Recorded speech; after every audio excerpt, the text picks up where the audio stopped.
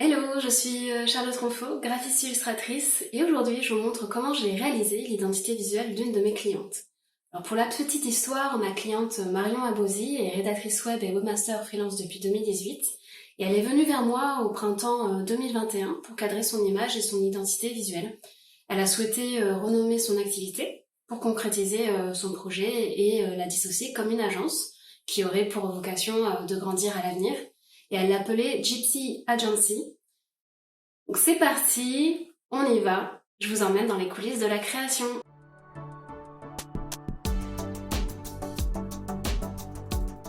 L'étape 1, c'est d'établir le cahier des charges avec Marion et ensuite d'ouvrir un moodboard sur Pinterest pour sélectionner et voir concrètement les envies de Marion, les attentes visuelles.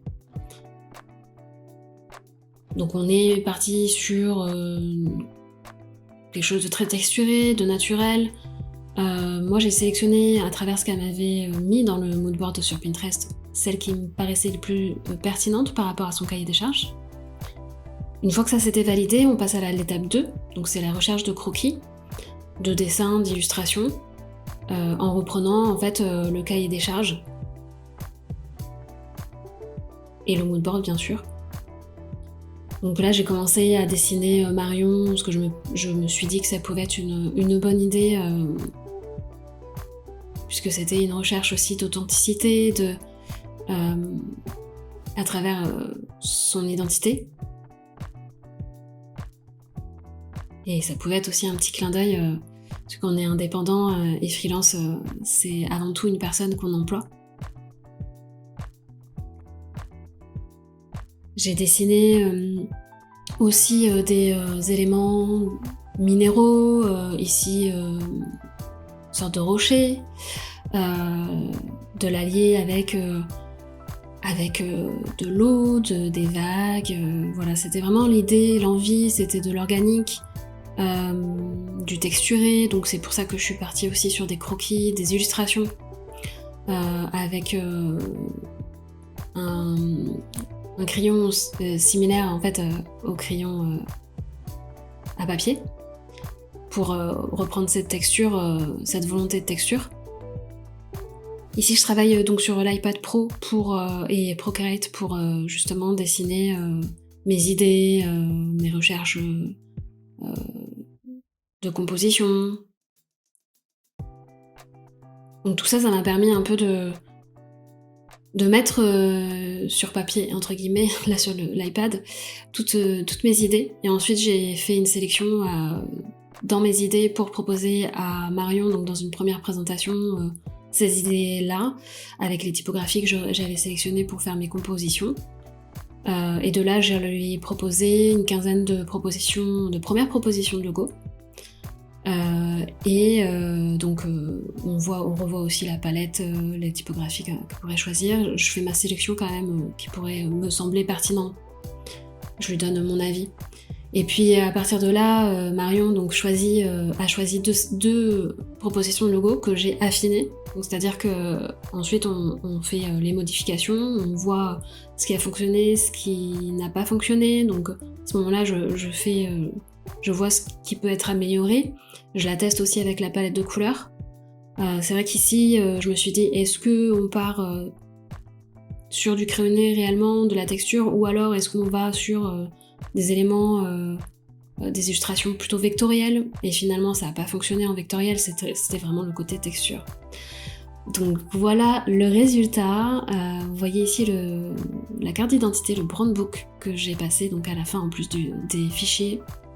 Donc le logo, la déclinaison, la palette de couleurs qui sera utilisée sur support de communication, et puis ces illustrations graphiques.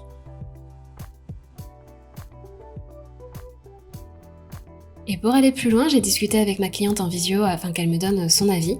Alors place à notre conversation et savoir ce qu'en a pensé Marion. Bonjour Marion, tu vas bien? Bonjour Charlotte, ça va et toi? Ça va. Bah, du coup, je voulais venir donc vers toi pour avoir ton avis par rapport à notre collaboration sur ton identité visuelle. Et je me suis dit que ça pouvait être d'autant plus mieux que t'en parles toi de vive voix, enfin qu'on en parle de vive voix ensemble. Du coup, j'ai quelques questions à te poser et puis ensuite on échangera à ce sujet. Pourquoi, dans un premier temps, t'as eu l'idée de venir vers moi pour ton identité visuelle?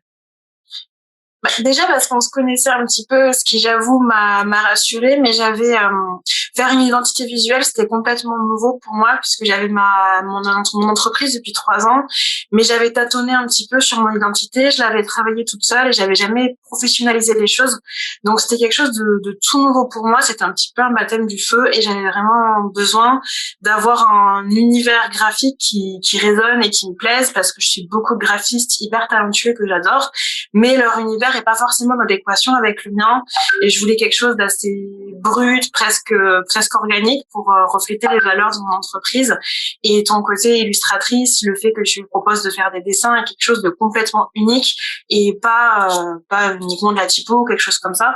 C'est quelque chose qui a vraiment résonné à moi et qui a fait que j'ai voulu travailler avec toi, et tout l'accompagnement et le côté humain que tu as pu avoir pour m'aider à mettre en place mon projet et à cloisonner un petit peu mes pensées et à faire quelque chose d'un peu plus précis avec mon tourbillon d'idées. Ça m'a vraiment aidé à me structurer et ça a aussi drivé ma communication générale, donc pour l'illustration et aussi beaucoup pour l'accompagnement et le côté humain. Et du coup, c'était aussi venu parce que mon style finalement graphique, ça t'a appelé, ça t'a plu et comme t'as dit, ça a résonné en toi. C'est vrai que quand on choisit un graphiste pour représenter son image, c'est vrai que c'est important quand même d'aller vers quelqu'un où on se ressent déjà dans le style graphique. Donc je pense que ça c'est super important de l'avoir souligné. Et effectivement, la méthodologie pour toi, elle était assez claire, c'est-à-dire que d'essayer de diriger tes pensées, tes réflexions, tes envies à travers. On a ensemble développé le cahier des charges, on a fait un mood board aussi pour diriger justement pour cadrer la direction artistique. Et c'est vrai que tu voulais quelque chose d'assez texturé, d'assez vibrant finalement. Et est-ce que ça a été assez clair pour toi, du coup, toute la méthodologie qu'on a mis en place, les différentes étapes, les premières recherches, puis ensuite, petit à petit, on a fait la méthode entonnoir finalement. Ça t'a été clair et simple de poursuivre le processus? Je trouve que justement le fait que tu utilises une méthodologie par étape et qui est pas, par exemple, une prise de brief et tu travailles pendant un mois de ton côté et puis tu me restitues le logo final, parce que finalement je savais que je voulais un univers, je savais que ton univers me plaisait, mais je savais pas ce que je voulais et j'avais même pas encore de nom au final quand je t'ai contacté. Et le fait de travailler d'abord par une première réunion pour que je puisse poser mes valeurs avec toi et ce qui était important pour moi, ça m'a permis de faire un cheminement. Ensuite il y a eu le mood board, donc ça m'a permis aussi de me confrontée à des univers graphiques, à des inspirations, de voir ce qui me plaisait, ce qui pouvait correspondre. Il y a eu de nouveau une première réunion avec des ébauches de logos qui nous ont permis de resserrer sur les logos qui me plaisaient le plus. Et à chaque étape, je t'ai montré hyper disponible et hyper à l'écoute. Il y avait à chaque fois plein de propositions et ça m'a permis finalement d'aller dans une direction que j'aurais pas pu te donner d'instinct s'il y avait eu un simple brief, parce que finalement tout ce qu'il y a dans le logo, que ça soit autant les vagues, je le savais par rapport à ma zone géographique, mais tout ce qui va être un petit peu les pierres, les fleurs, les typographies, les agencements, c'est une direction que j'aurais pas su trouver toute seule s'il n'y avait pas eu cette méthodologie en entonnoir qui m'a permis au fur et à mesure des étapes d'avoir ton feedback et de savoir vers quoi m'orienter. Et finalement, je pense que j'ai pu arriver à te donner des indications beaucoup plus précises que si on n'avait pas utilisé cette méthodologie-là. Tout à l'heure, tu disais que t'es venue parce que j'avais un certain style graphique qui te plaisait, mais pour autant, je pense, je sais pas, tu me confirmeras,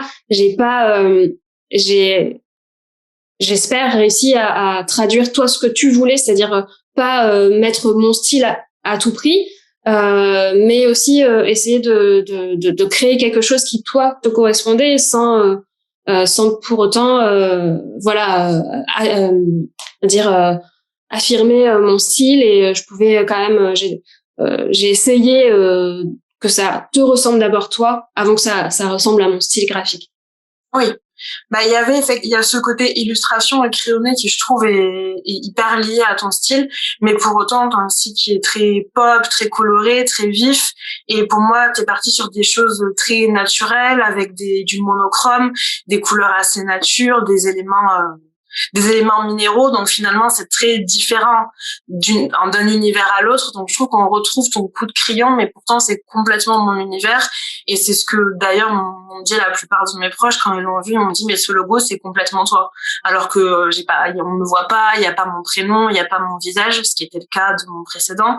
Et pourtant tout le monde me dit mais c'est toi ce logo. On demande l'histoire de mon nom à travers la petite pierre qu'il y a sur mon logo. Et du coup, c'est vrai que j'ai créé la discussion sur des salons, sur des petits événements, justement, autour de ce logo, toute cette identité. Et ça m'a permis de grandir en tant que marque, là où avant j'étais plus un individu. Là, maintenant que j'ai mon identité, j'arrive à m'y référer, justement, en partant de mon logo, à parler de mon boulot, ce qui montre que pour le coup, c'est complètement en cohérence avec mes valeurs parce que j'arrive complètement à lier ce logo à mon entreprise Gypsy Agency et à en discuter de manière hyper facile avec mes clients, avec les gens, etc. Donc je trouve ça top.